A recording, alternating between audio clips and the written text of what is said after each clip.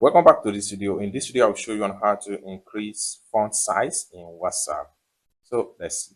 But before we dive into the tutorial, if you find this tutorial useful and you are brand new to this channel, remember to click on that subscribe, turn on the notification bell for more useful tutorial like this. So with that being said, let's get started. Very first thing you need to do is to open up your WhatsApp.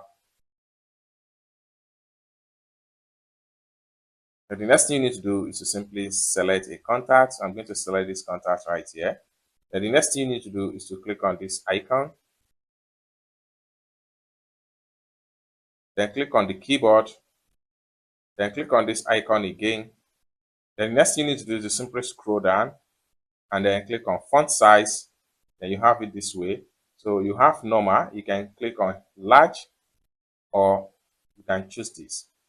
So you can also go back and make it the highest, or better still, you can click on reset to default.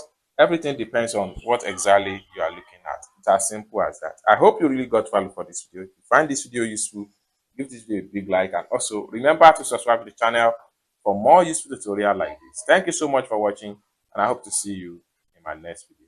Bye for now.